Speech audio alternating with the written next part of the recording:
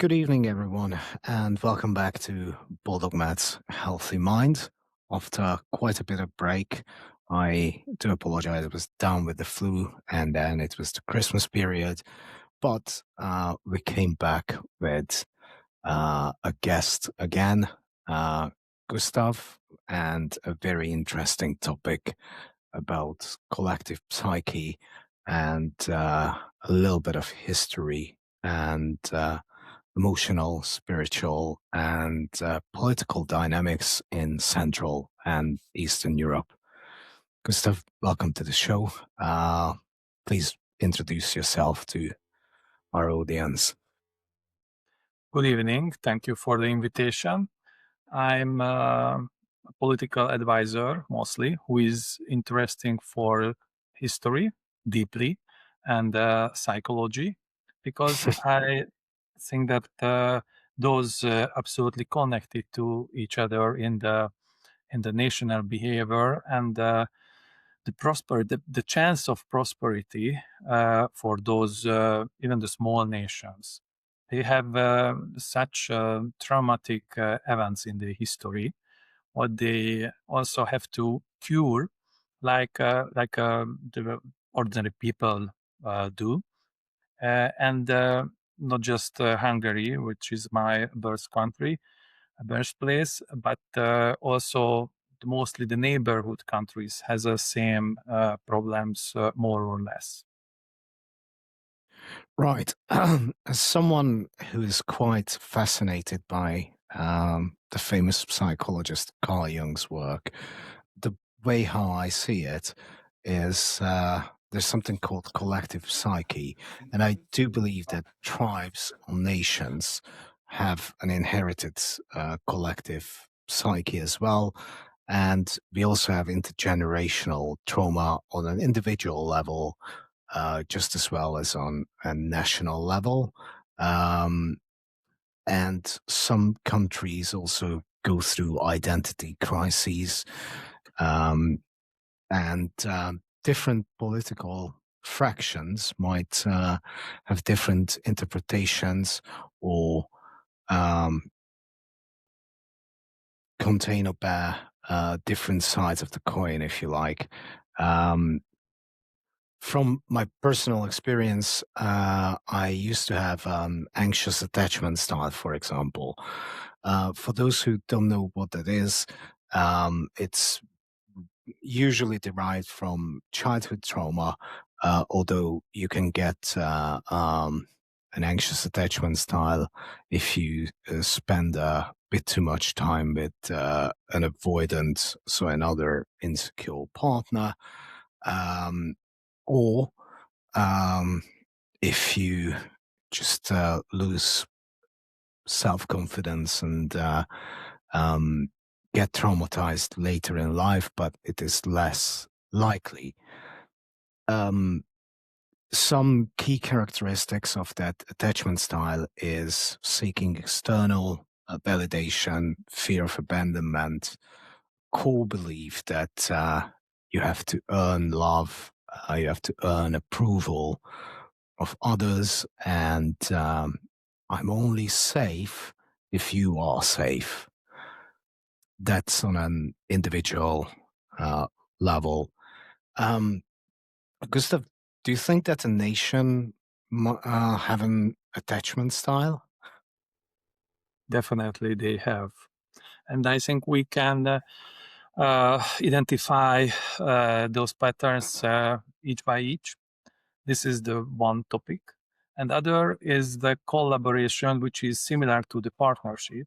How they can collaborate with the pain and the traumatic history to link to each other.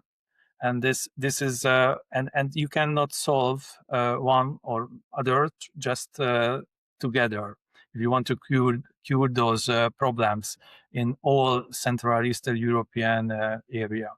If you look those small nations all over Europe, you can find the different messages in the national anthems. Some define themselves as victorious, some define themselves as losers, and they're talking about the painful part of the history, or they talk about the glorious part of the history of their own, and it's also influence the behavior of the part who is belonging to those nations. And another hand, it's how they working together, which is similar, that how the person connect to the partners, colleagues, friends, lovers. It's what I see and what I feel as a Central European, that there is the lack of trust, and there is the missing the valid cooperation. Because after the collapsing of the Austro-Hungarian monarchy, which we can say that it's a Habsburg ruling on the area, which of course they repressed the small nations more or less deeply. But after then,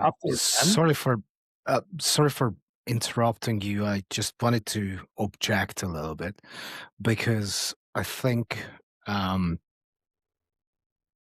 after the revolution in Hungary, the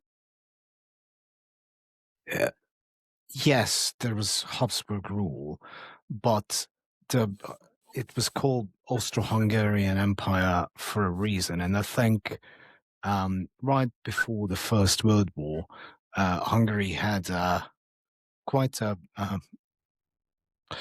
well, still a minority part, but I wouldn't say that it was solely Habsburg rule and solely Austrian influence.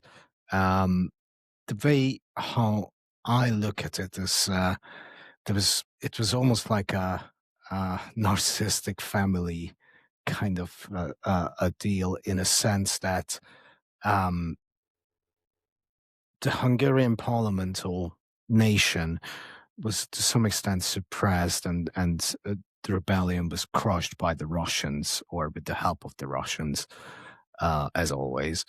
Um, and then in return, the Hungarian kingdom repressed its own minorities and sort of behaved in a very similar manner, not letting minorities have a voice within the kingdom, denying their right to use their own language, which I find a little bit interesting in a sense, because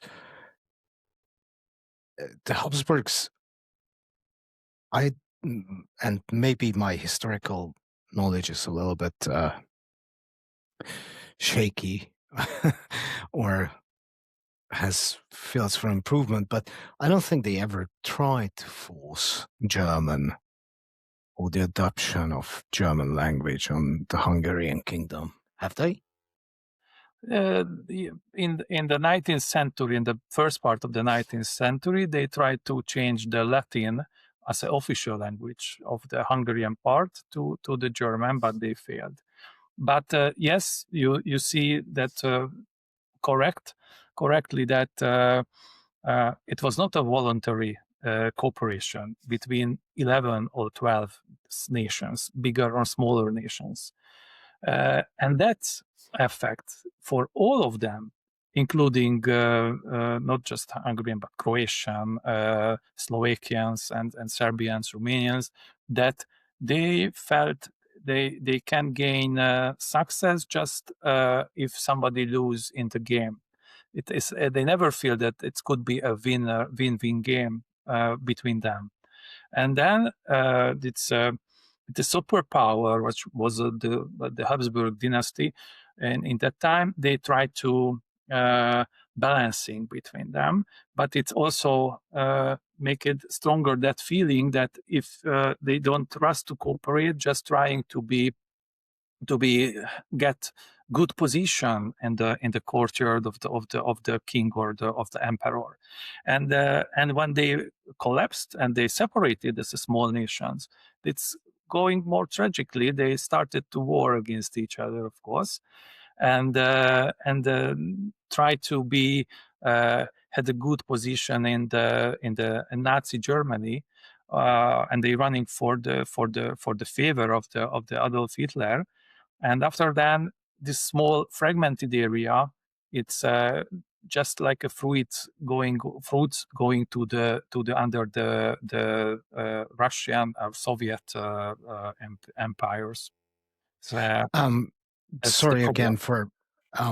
again for interrupting. Um, I would like to point out that I think the peace treaty. So the Hungarian kingdom was rebelling against the Habsburgs in 1848. This was crushed, but not by the Habsburgs because on their own they could not crush it. Yeah. However, they called in a favor from the Russian Tsar, and ultimately the two superpowers together were just too much for the Hungarian rebellion.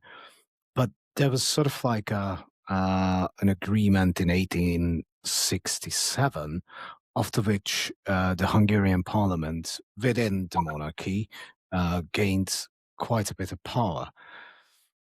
And as far as I recall, before the First World War, um, the Austro-Hungarian Empire felt its weakness in some respect and tried to distance itself from the conflict between Germany and France. But it failed in diplomacy because the French basically exposed some of those private conversations, which of course then led to an even closer push of the Austro-Hungarian Empire to Germany and a closer integration. But where I was going with this is that I do believe that the peace treaty of Versailles was and still is quite a big national trauma, especially for Hungary. Yes, every nation has a trauma.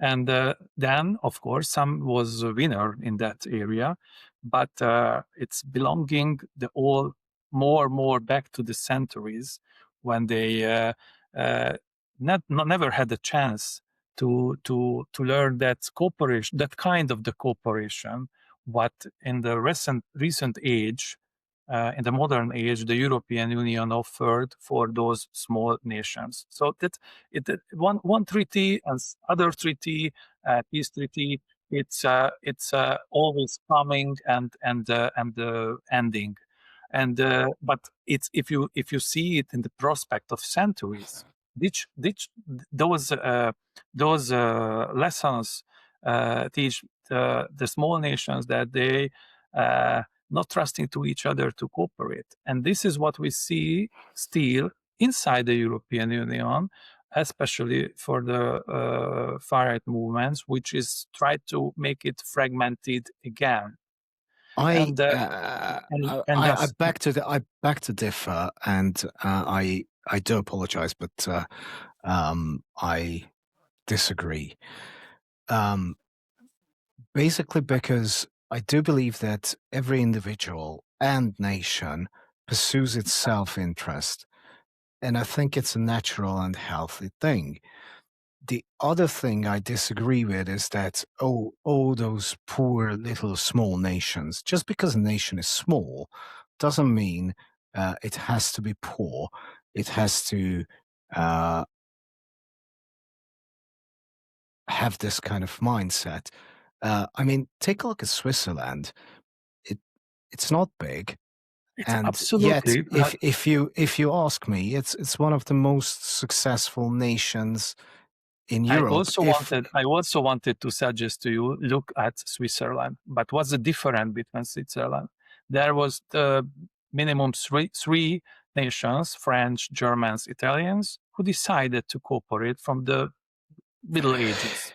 And I would like to that's insert. the I would like to insert something there as well. If you think about the actual societal norm or ruling, the freer the market and corporation is, the more people adopt this idea of individual responsibility and cooperation. yeah. Now, in case of Hungary, Slovakia, Poland, Croatia, all these nations, if you take a look at history, we were seldom free. Even when Hungary was strong in the Middle Ages for a brief period of time, it was a kingdom, and what it made strong was really strong authoritarian rule, which basically meant that there was no incentive to cooperate. And any kind of top-down structure creates, on a psychological level and in terms of conditioning, creates this kind of mentality that my gain is your loss because it's a zero-sum game. And that's what socialists believe in general, both on the left and the right.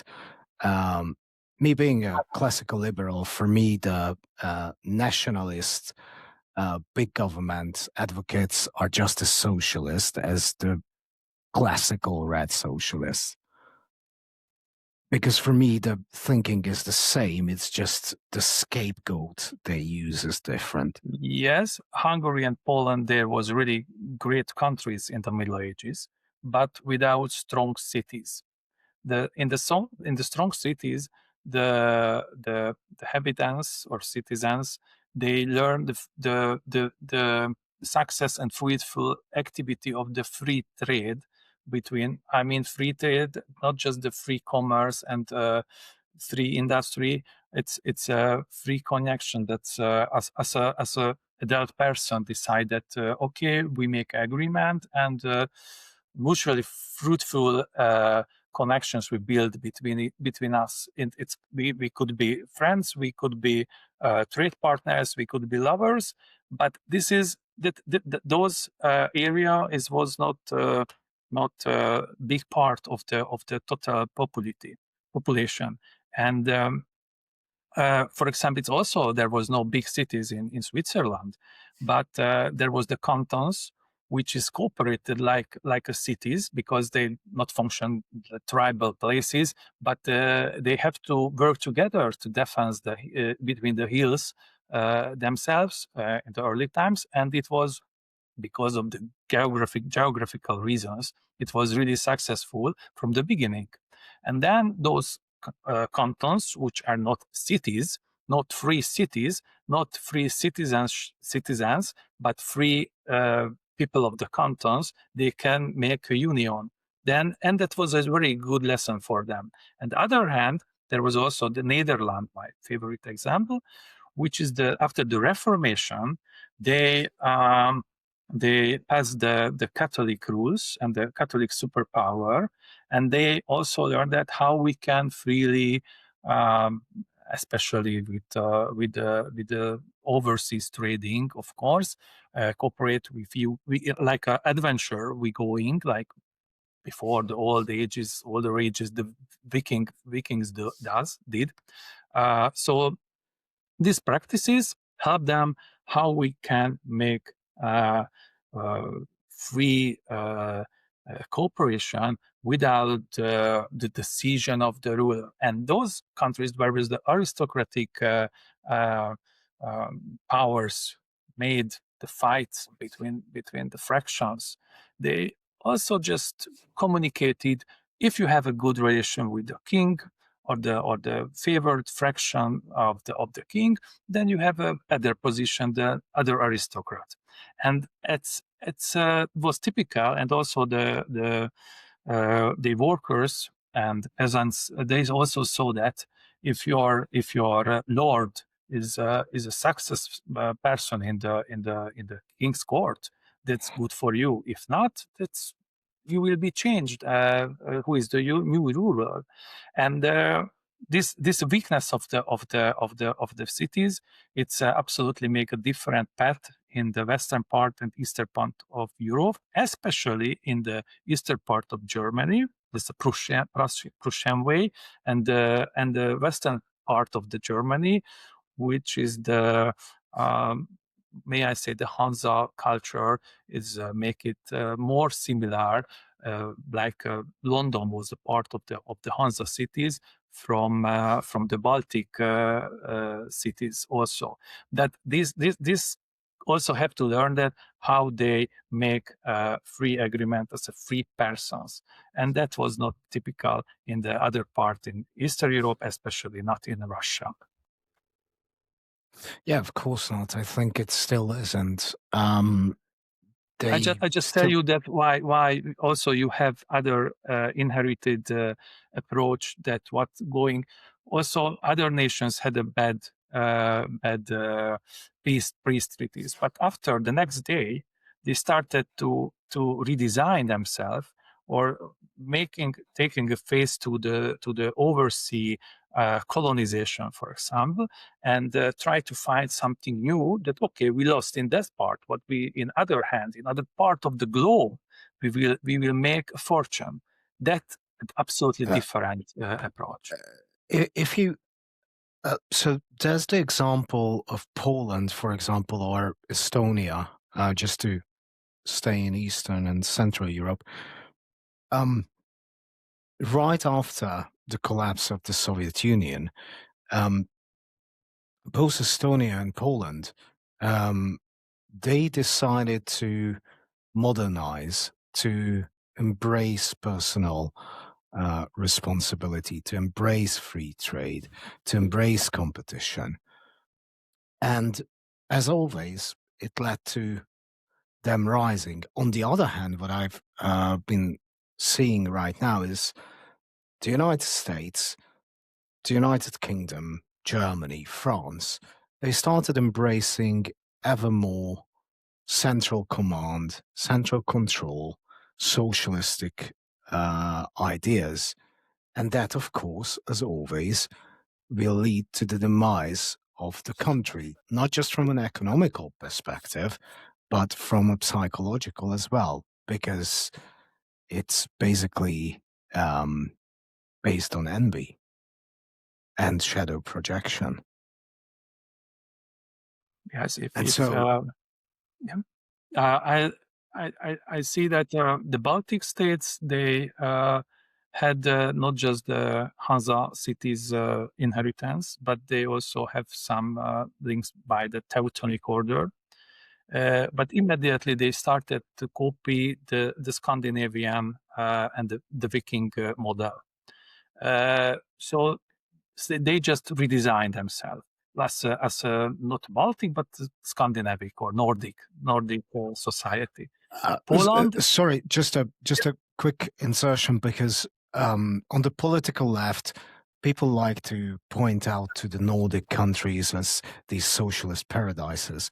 I would like to object against that big time, yeah, because if you take a look at the Cato Institute's Freedom Index in terms of freedom of trade, they're in the top 10, and they are yes, ahead of the United Kingdom. They are ahead of the United States, which is why they can afford having a little bit of a social web, but at the same time, it's very easy to do business there. Way less regulation, way less red tape, way less taxes on businesses than in the so-called capitalist countries who are beginning to remind me more and more of a South American socialist country. yeah, because in the Nordic states, the solidarity coming from the soul, not from the act of the collective psyche. Yeah. Yeah. So it's absolutely different. That the market could be free, and it's working very well if it's free in free way. But there is not have to enforce the people to be solidar, to use the solidarity with others, because it's also coming from those old ages when they, in the very bad winter circumstances, they Yeah. was living in one house. Everybody was lived in one house, and if you go back and get some meat without permission, and you cheated the others, and you eat in secretly, they put out you from the house, and They you put you was out to the frozen. cold. Yes, Yes. and so it was a selection, because they have to be in one sheep actually many times, so they know that we are one, and it's much better when you try to enforce as a government this social act between the part of the nations. I instinctively rebel against any centralized power and people trying to enforce anything on me personally, even if, to the extent that even if I would agree with what you are trying to enforce on me, I would still object on the grounds of your using force. Um, in with regards to Finland, it's I've heard stories that they're hot because it gets so cold over there, and the population density is quite sparse. So they leave just a couple of days of food, water, and wood in the huts, because if you find yourself in the middle of a snowstorm, irrespective of who you are, then at least you can survive the night. And again, I think it's these kind of traditions come from their history, as you said, because, well, together they could protect the country, but at the same time, because of sparse population density and extreme weather conditions, they had to cooperate. It's sort of similar to, if you think about Hungary or um, any of the other Eastern European nations, when there's an external threat, then the infighting stops temporarily. It would be nice, but you can imagine Most of that the infighting stops temporarily, I think. in the basin, like a Carpathian basin, uh, it's not easy. It like some trainers, when they have small pit bulls, they practicing with them or training them that they just got one food, and they have to, even the brothers, they have to fighting against each other for that food. And that's going on in the closed area, geographically closed area. But it's too many small nations are closing the small place. Of course, it's not a small. It was not small from the beginning, but now after the globalization, more it's really denser for them, and that's why they still cannot redesign in the brain that they could be more successful together than fighting against each other. And especially the far right movements, they not protecting this free market. That's a problem. They also making socialist practices to get the popularity before the election, but absolutely not supporting the real free trade over the borders, which is only happened in the past in the countries with next to the ocean or next to the sea, and they learned in the way of the commerce that it's it could be more successful. Okay, now I understand. So you meant far right in a European sense. The reason I don't like to use these kind of labels is because, for example, I'm a big supporter of Javier Milei in Argentina, and he's labeled as a fascist, as a far right guy, by the lovely left leaning politics of the West, these postmodernist crony capitalists. And if you take a look at him, he couldn't be further away from far right or far left. If anything, he decentralized a lot. He won against parties that had de facto fascistic traditions. On the other hand, in Europe, far right usually just means that they are just as socialist as the left. They just project their shadow to a minority group or foreigners or something like that. Well, But they do yeah. they do agree on centralized command and control, the state deciding who should be the winners, who should be the losers, big dependencies. So, which is why for me they are just as socialist as the left socialists. Yes, the real fascism was the Peronism in Yep. the Argentina when they really state controlled economy, state given subventions by the state. Of course, finally the treasury is out, and they cannot support it, and the national budget is collapse. And now they try to find a new way, absolutely not fascistic or other way. And what you said, I absolutely agree. In the Europe, always the labeled far or I mean right or left side is have too much um, governmental ruling desires to Top-down control. management. Let they want to crush the individual. They don't like to enable people to take responsibility for their lives, to have freedom. They want to control everything, and that's what has been quite frustrating for me, even here in Britain, because from that point of view, I would tend to be quite on the right side of the political table, in a sense that I do believe in small government, in freedom, in non-punitive taxes, in constraining the government. And in the 80s and 90s, that was a right-wing view. Nowadays, I don't even know if anyone else holds that view other than me. We can imagine that how we can describe those persons who are governed, protected, and leaded by the authorities. They are children.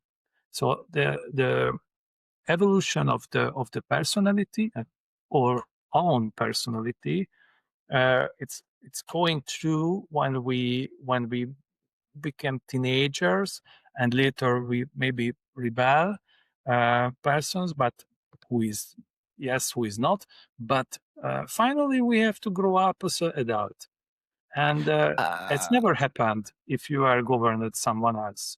Even it could be in a the prime minister or the state where you are living. sure, Uh, but so it's but some this question but is there are very. individuals who don't necessarily want to grow up because it comes with responsibility, and they are afraid that they're going to lose safety.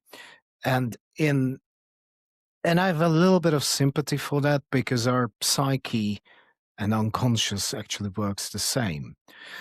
Traumatized people, unless and until they can heal their unconscious programming, will choose suffering that is familiar over uncertain freedom. And it's a bit hard to believe, and from a cognitive perspective, hard to grasp with. But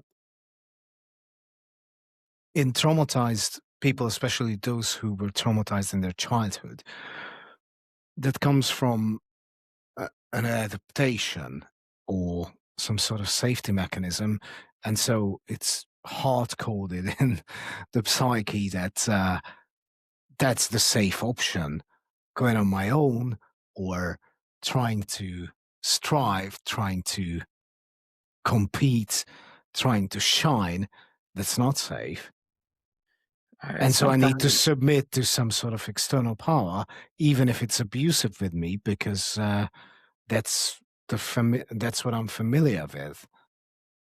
I always say that only the weak people want strong leader, because the real secureness have to coming from inside, not from outside.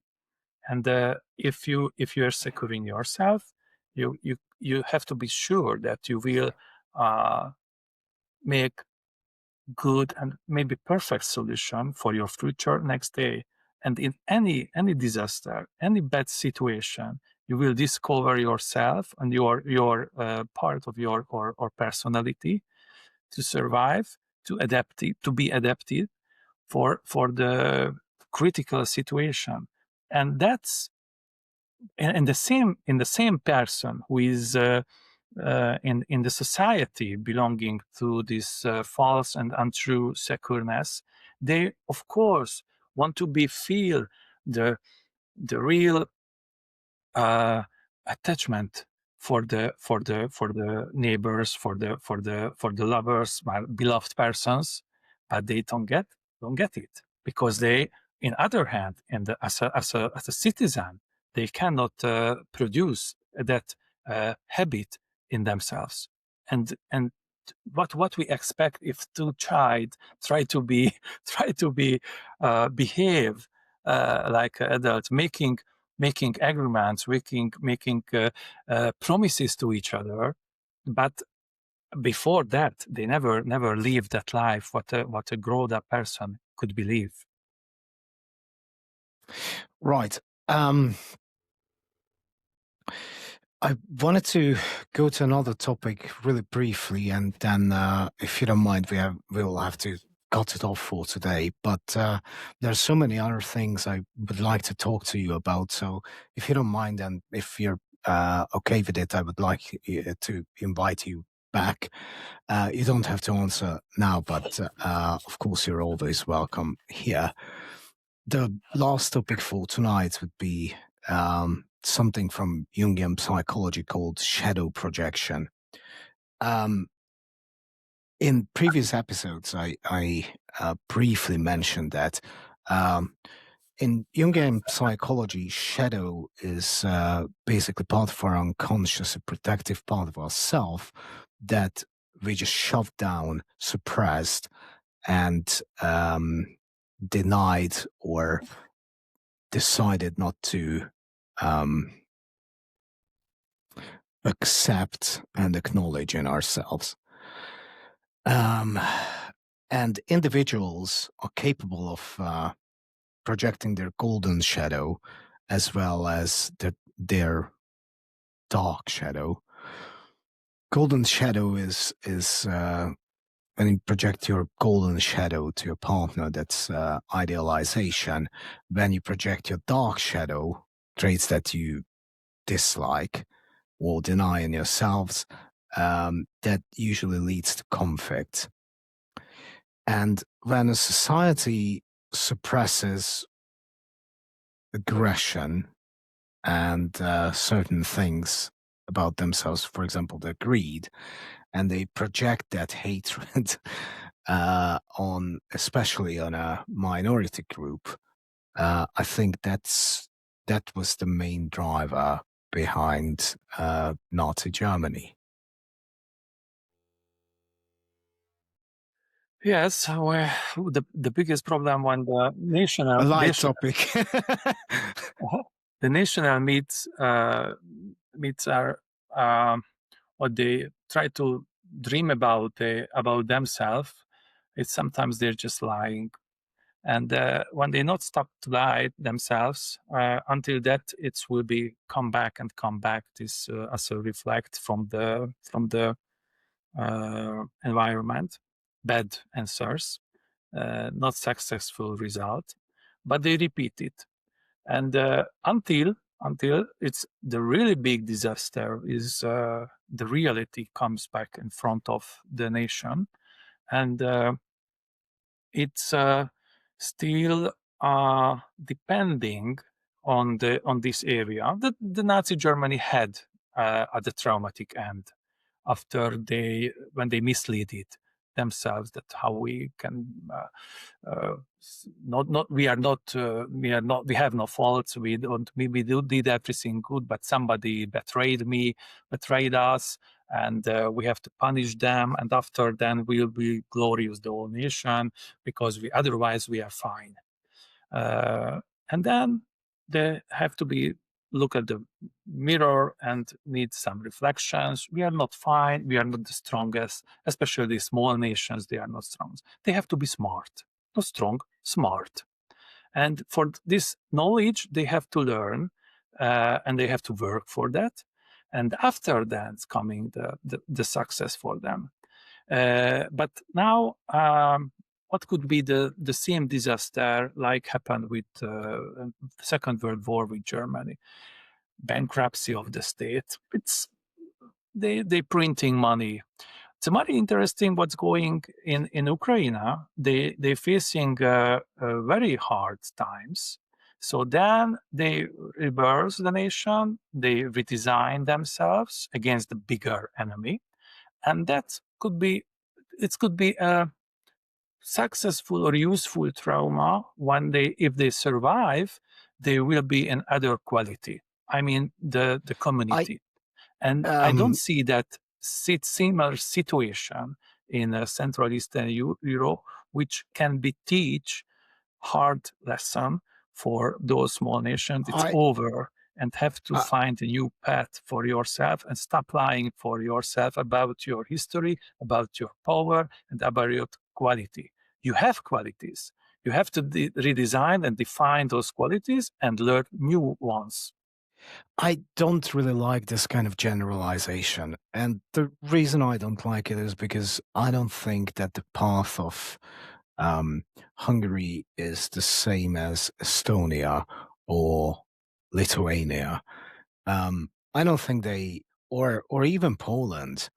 Um, yes, there's a lot of infighting in Poland, but at the same time, there were some consensus about certain things, and they deviated from that a little bit. The party that claimed to be the more right wing one was more socialist than the other one that claimed to be a bit more centrist. Um, but ultimately, Poland, um, because they kept competition and also they did not run massive budgetary deficits, they have not rebuilt their debt. They did not adopt this absolutely bonkers Keynesian economic bollocks that you can spend yourself out of poverty and then tax yourself out of poverty. Um, they they're growing faster than any other neighbor, and I had an ad here and a job ad with a potential requirement to relocate to Krakow. And the salary offer in pound terms was the same as in London. But the cost of living, despite the inflation, is still one third of what it is in London. And so I do believe that um, Poland is a success story. And I do believe that in a decade, they're going to be a bigger power than Britain, France. I'm not sure about Germany. If not But decade, but but 20 years maybe, and not decade. I don't think it's going to take 20 years because seeing the path of, I mean, France is completely hopeless. Britain, well, we had the blue socialist rule for quite some time. Then now the red socialist came here. Maybe there's time to reverse half of the big government changes and the nanny state, but the trend was going from a relatively free market to an ever more invasive, intrusive dependency state. And instead of actually explaining the economics behind it, of course, the two political sides just found different scapegoats. One of part of it was the European Union, of course, which is an externalization of the frustration. Instead of facing, no, we basically created a dependent culture, and we went down the green energy policy religion, which of course killed all the industry here. And then Germany, also in Germany, it's killed. I know. Okay. Anything that is big government leftist intervention is going to lead to poverty and misery. And I could like, there's a function-like correlation. I could even prove it with data. But of course, people would get really upset on the left side of politics. But I really don't care about their feelings in this regard, because reality doesn't care. And what is coming now in 2026, 2027 is going to be a big bloody wake-up call that fiat currencies don't work. You cannot run 120% of GDP debt. You cannot debt finance everything, and there's no free lunch. And the further you postpone the consequences, the more painful the wake-up call will be, because eventually you will have to pay the pill with interest. If you have 3 minutes, I reflect for the special position of Poland. Poland is really unique in Eastern Europe because they started to create themselves as a middle power. And they are, because Czechia 10 million, Hungary 9 million, Romania 20 million, but they are 40 million in Poland. And it means that there are balance of power, not in the politic way, but there is really regional centers. Hungary, for example, one city, Budapest, the capital. But in Poland, there are really different rural centers which can control the central power of the Warsaw in the government. And then other aspect that the right wing parties and right wing governments were really nationalistic in that way. They not stole goods from the nation. So that every country has a corruption. But there was a moderate corruption, and they really invested the funds. They really invested the funds in the necessary national interests according to the national interest. And that's rocket powered became. Well, they also, so I don't know why it is considered right-wing nowadays, but they also just kept a couple of principles. Both parties, they like, call themselves Catholic right. Let's not be politically correct. Let's actually go after crime. So if someone knives someone, they need to be brought to justice irrespective of the color of your skin or background or whatever. They can find excuses, but a crime is a crime. Let's not use the police to police thought or diverging view.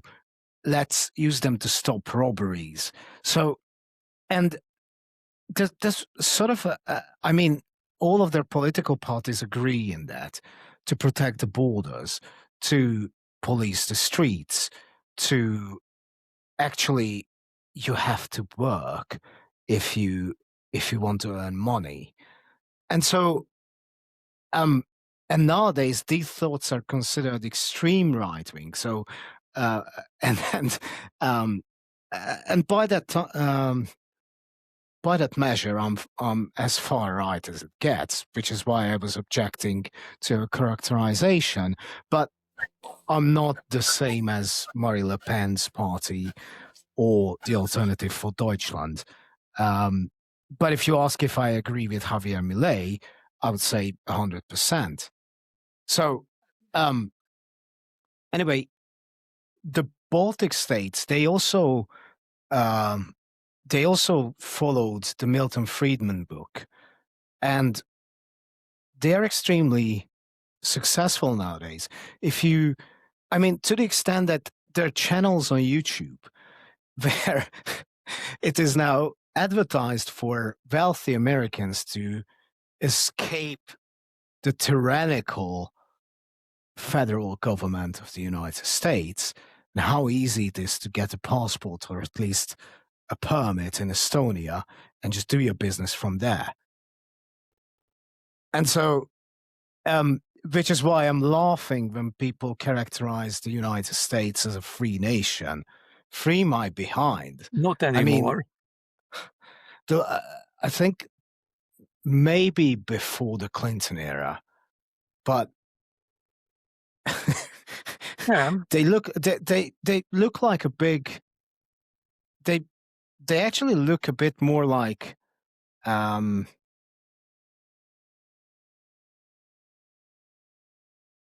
nation in conflict with itself, where both political parties are socialists. They just want to spend other people's money on different things. Yeah, I had the opportunity to read the guideline of the new Republican politician, because it's not not the Ronald Reagan style.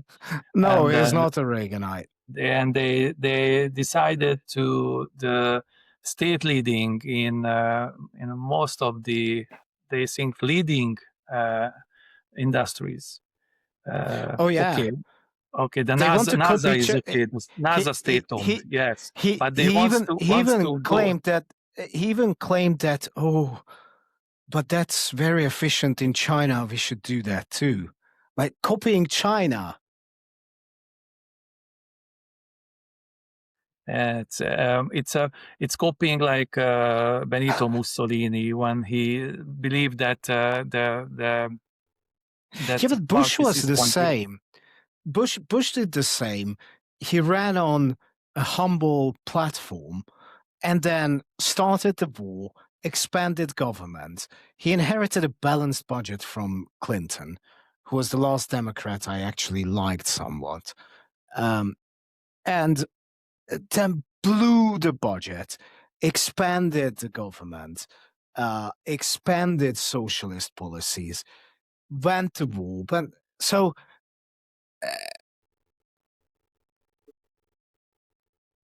that's why I said that I just feel like that the so-called West got poisoned or hijacked by this kind of big government socialistic ideas, because you can seldom find a classical liberal or Reaganite or Thatcherite party anymore. And this is the end. Yeah, but the problem is that and I know that maybe the beginning something absolutely different, but not that way. What we see. The reason I'm so worried about it is because, again, this command and control style rule. And this only leads to conflict because eventually they will run out of other people's money. Yeah. Eventually they will run out of money printing. And when the problems will surface, they will project it somewhere else. And then, of course, if you're talking about the United States, who has currently the biggest military on earth, instead of facing those consequences, I have an idea what they are going to do. The wake up will be painful. I don't know when we'll be The tomorrow. problem is After that tomorrow. it won't be as painful for it will be painful for them, but it will be extremely painful for those countries. They will project this hatred and use use the scapegoats, because I think that's exactly what they're going to be doing. I agree. Which is why I'm a bit fearful, because I just hope that they are not going to. But I hope you believe in yourself, and this is the most important part of the today lesson. If I do. we believe in ourselves, we will survive. I cannot guarantee others will do that or can manage that. If what the government will be make mistakes when they make mistakes, and the effect will be painful for all of us. But we have to be prepared to see the next step, and early than others. And now we see that earlier than others when we're talking about that.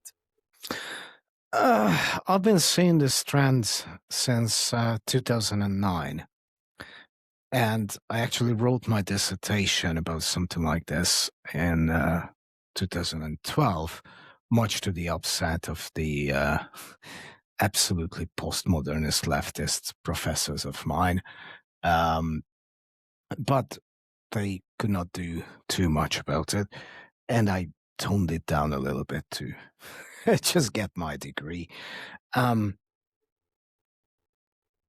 Do you know any good examples of a country that has integrated its collective shadow, that does not have suppressed it? A really good question. Not here and not in the neighborhood. So I have to check the list of the United Nations and maybe find one. So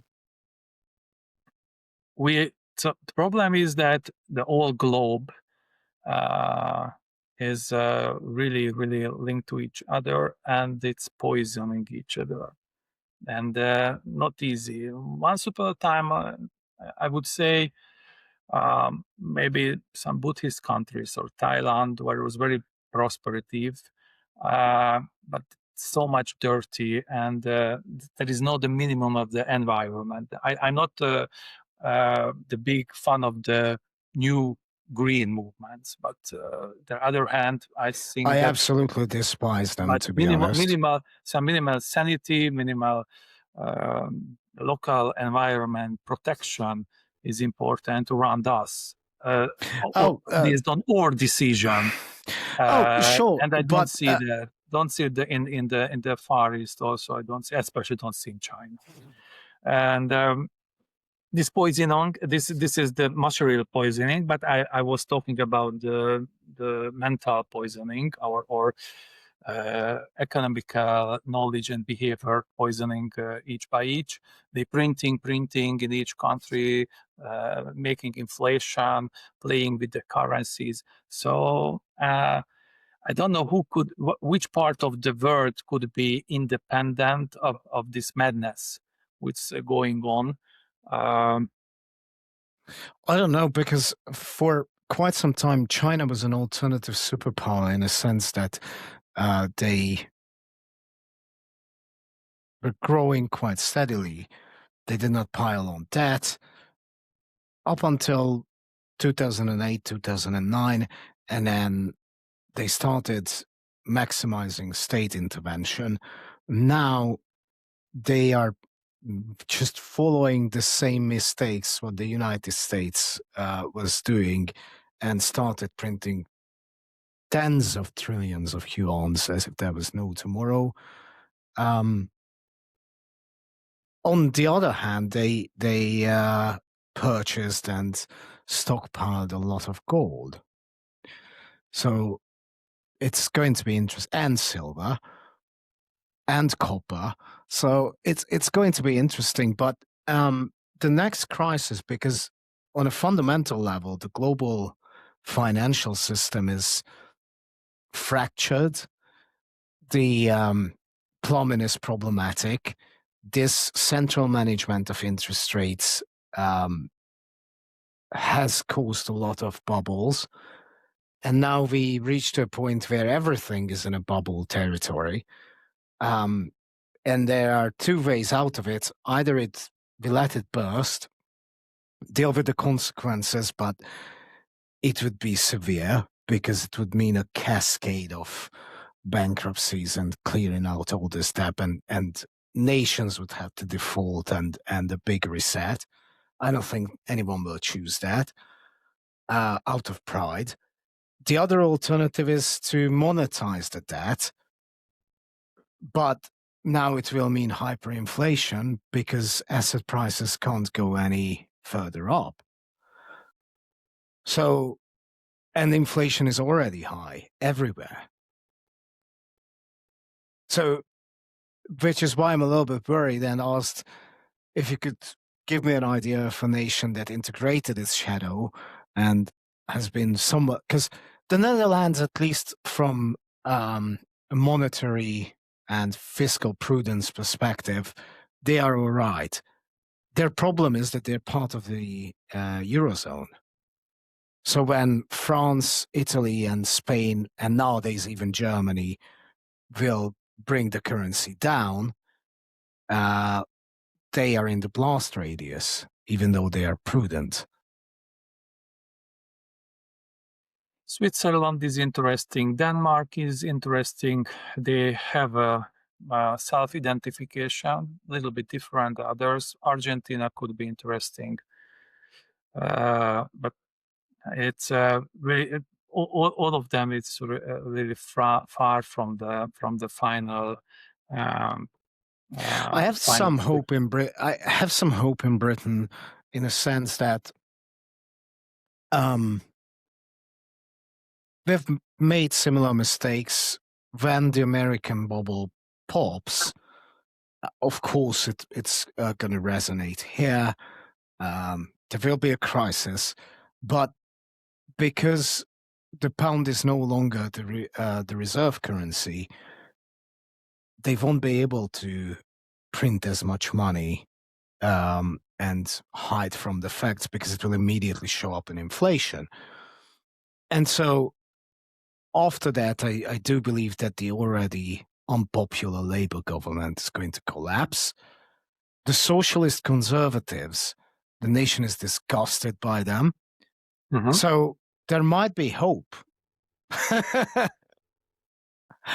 And if I take a look at Britain's history, Britain has renewed and redeveloped itself 4 or 5 times.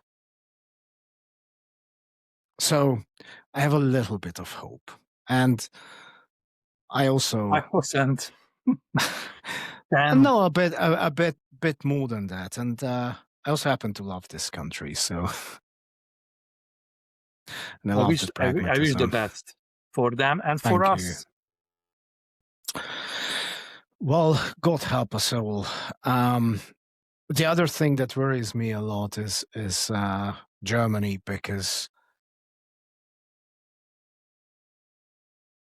they, in theory, now they have a conservative government, which of course walked back on every promise and commitment they had.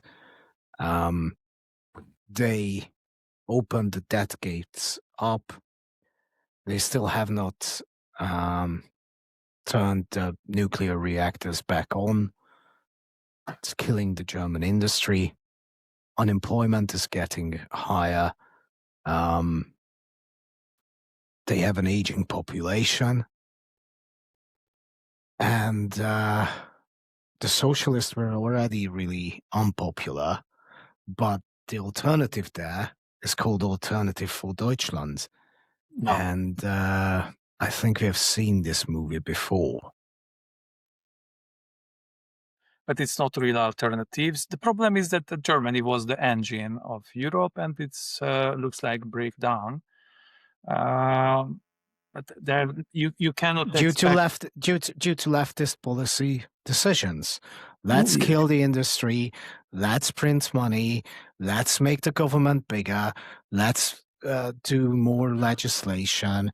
And yeah, what a good idea! Just be completely dependent on Russian gas, because even from an environmental perspective, it is so much cleaner than nuclear energy. Mhm. Well, Bloody but idiots. we have to always checking that is it there any Russian influence, because if there is it's not not a supportive one, and it's almost always hostile, and that's the biggest problem in the recent Germany and internal politics, where they can move on, and in all European economy, it's not the big not the good news, the rising of the AI,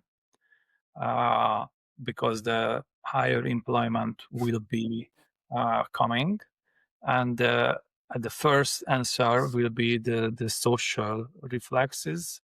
Let's trust in the government. Let's believe that the government support us when we lose your job, according to that, not just automatized or robotized, but AI generated uh, um, workplaces or jobs.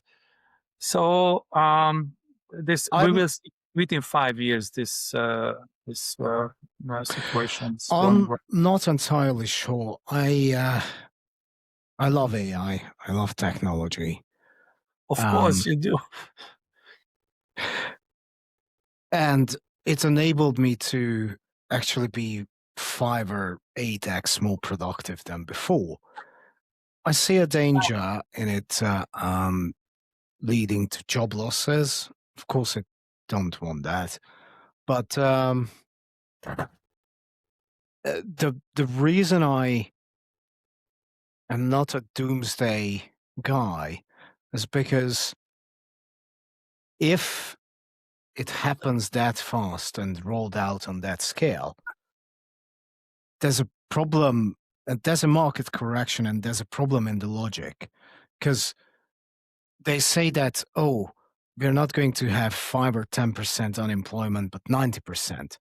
The problem is that if we have 90% unemployment, then nobody will be able to purchase AI. Nobody will be able to purchase robots. And those big companies will have nobody to sell their products to either.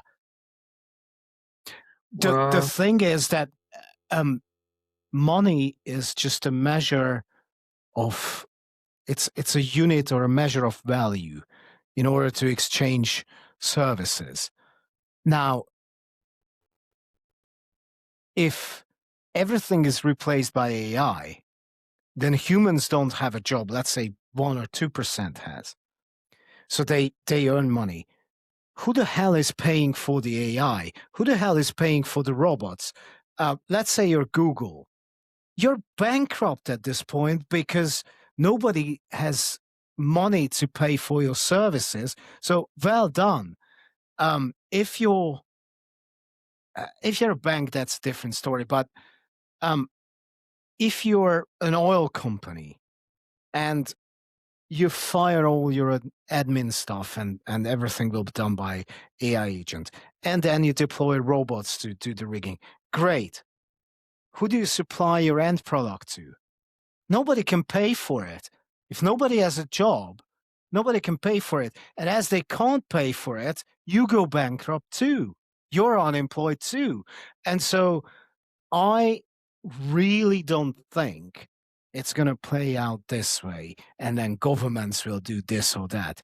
Because the other thing is, the one place where I would absolutely want to deploy AI is government bureaucracy. I would mass fire all the special interest groups and have a mathematical algorithm project the consequences of decisions, hold the bloody politicians accountable, and just break power concentration. That's the one place where I would deploy it yesterday. I'm not afraid of AI.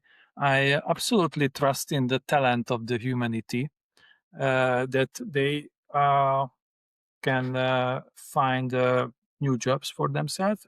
Actually, it's the bigger part of us is working in the services, industrial service sectors.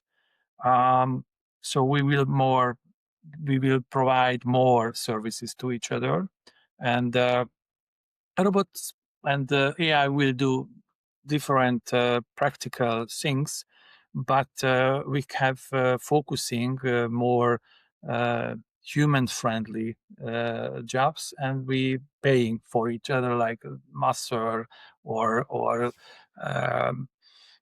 teacher, if you want to learn something, not from the computer, but personally, or tourism is very developing always. So slowly, we are adaptive for the new technical or AI environment. If we manage it on the organic way, and not the state planned way. If The the problem is that, of course, it is to some extent again going to be state planned.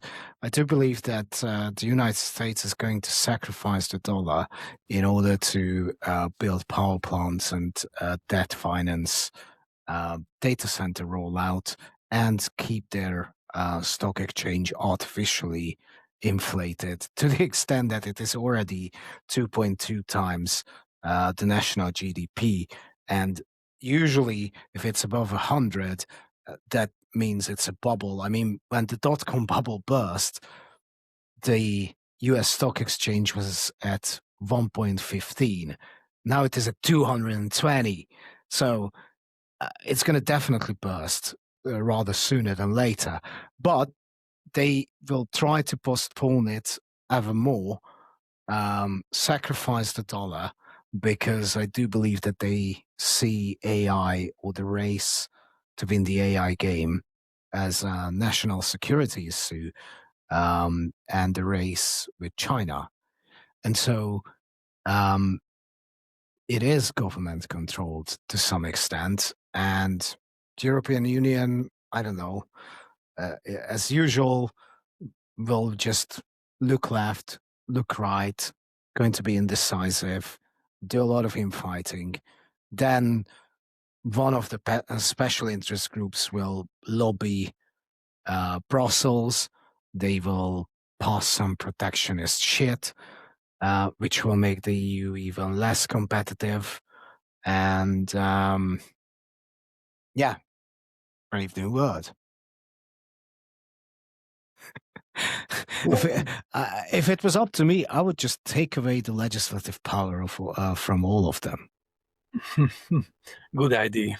I No, I support mean, it. I would go to the Swiss model where, okay, you want to go to war, national referendum. For that you need Swiss people. So that's the problem. We cannot educate and develop and replace the recent. I don't I don't like this argument. I do believe in humanity. I do believe we can make healthy arguments. I do believe that the more you empower people, so if referendums are the default and people actually have to see the consequences of it, then okay, first couple of years that there will be denial and hatred and whatever and doubling down. But at some point, let's say after the fourth misery or trauma, they will start listening to the voices that were telling them that maybe it's not that good of an idea to shut down production and then print money as if there was no tomorrow, because it's going to lead to hyperinflation, plus indebts in the nation, plus a lot of supply chain issues, and you won't be able to stop the spreading of something which I still can't say, because if I do, it will trigger all kinds of alerts, and then it will either be taken down or I'll get shadow banned. Brave new free word.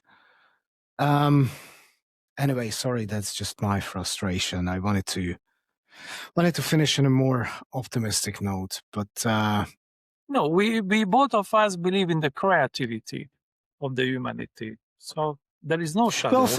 we'll find a way. We'll figure something out. But in the meantime, I'm trying to think about a nation that has integrated its shadow. I think to some extent, maybe Norway and Holland or the Netherlands. And if Britain can overcome this big government socialistic nightmare that has been going on since they backstabbed the Iron Lady, then I do believe that Britain will wake up as well. I mean, in Jungian psychology and based on my own psychological journey, you have to, in order to heal, in order to rise, in order to integrate your shadow, you have to go through a lot of pain. And you have to go through something called nigredo, the blackening, or in Christian psychology, it's referred to as the dark night of the soul. And speaking from personal experience, I can tell you that it's no fun. But after that, but if you want to be authentic, if you want to believe in yourself, if you want to become secure, you have to. Yeah, the dawn is coming. After the darkness. The dark night of humanity is coming, I'm afraid. I'm just not sure if you're ready for it. On that wonderful, optimistic note, I do have to say goodbye. It was an absolute pleasure, Gustav. I would like to invite you back, but we have to say goodbye now because we've already been talking for 87 minutes, which shows that it's an interesting topic and you're a wonderful guest. So thanks a lot for coming. Thank you. See you next time. See you. Bye. Bye.